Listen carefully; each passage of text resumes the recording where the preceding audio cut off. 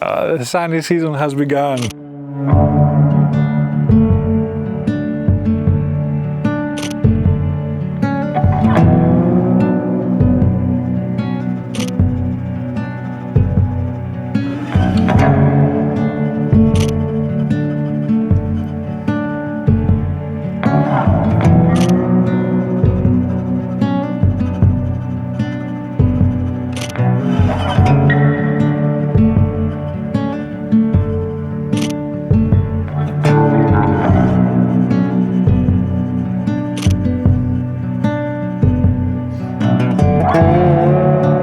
How many times do we spend shooting right inside our postal code?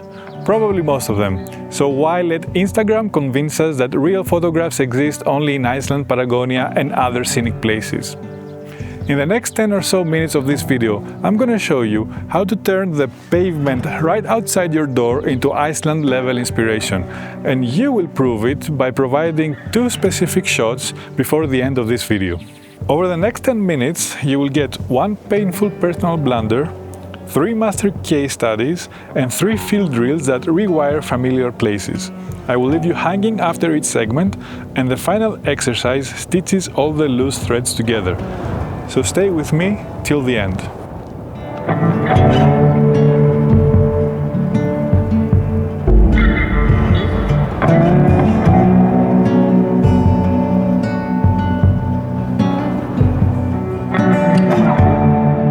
Confession. 10 years ago, I vacationed on a Cycladic island. Think sapphire seas, white cubes, deep blue sky, endless sun. Paradise, right? Well, I felt stuck. Every postcard view seemed like it has already been done, and I wasn't feeling inspired at all. I was grumpy, I was frustrated and disappointed, and as I was walking for my afternoon souvlaki in a street that I have crossed many times before during that vacation, I stumbled on a wall. That time that wall caught the faint glimpse of afternoon light, and the texture on the wall and the dried up bougainvillea kind of resonated with me. And I took 1 shot, 1 click, and that click, that specific click became my top seller. So the conclusion, what's the moral of the story? That repetition breeds revelation, even in paradise. I'd walked past that wall dozens of times. Only when I quit wishing for better location and conditions did I finally see what was already there. My story is 1 data point. Does the pattern hold for other photographers?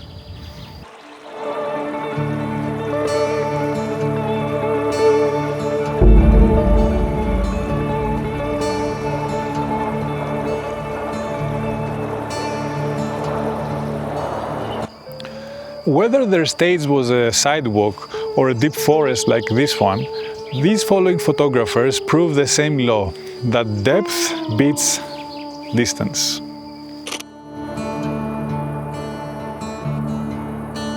Saul Leiter, East Village, New York.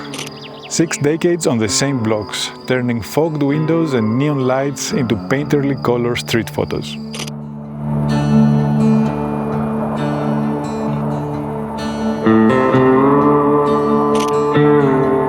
And what about Vivian Maier with her photos of Chicago? She was just a nanny with a Rolleiflex, and she found layered dramas in bus stops and back alleys.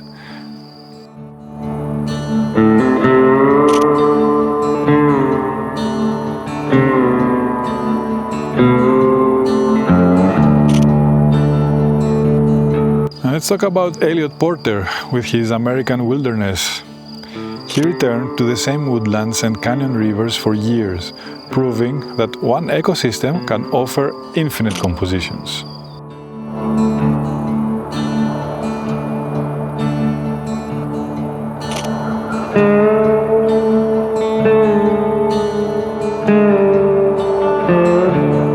Urban or wild, the pattern is clear.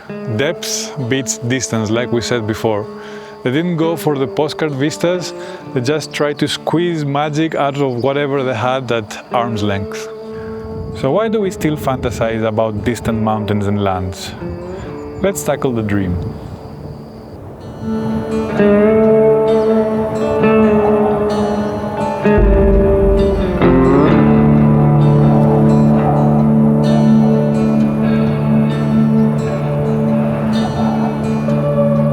Has this phrase ever escaped your lips?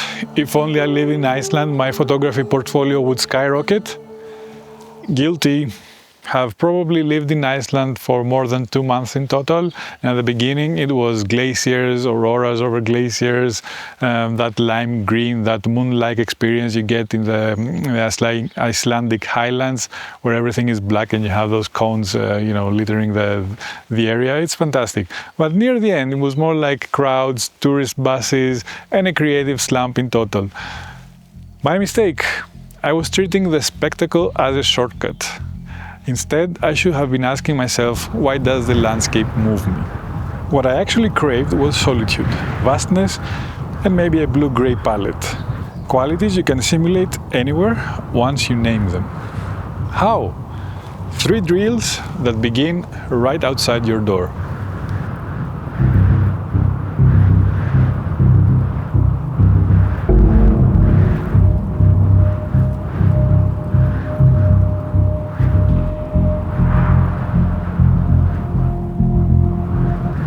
Grab your notebook, you probably need to write this down. We need to convert longing into action. List 5 sensory traits that you think your dream place has. Light, color, ambience, sound, scale, even smell. Let's take Iceland for example. It's blue-gray, vast, the sound is wind howl, the smell is rainy, and the mood otherworldly. Yeah, could work. Hunt for those traits within a reasonable radius from your home.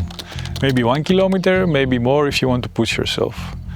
Look for, a mist in a soccer field, which can resemble the mist on the highlands or a mist on the hills of Iceland. Look for a pond or a lake that can resemble a blue lagoon or whatever fancy or whatever imaginary vista you have in your head. Tweak the white balance in order to push the likeness. For a week, pretend that you do live there.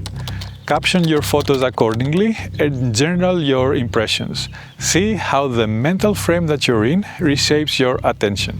These drills shrink the gap between where you are and where you wish to be. No passport needed. Which brings us a full circle. The place you visit most already nourishes your style.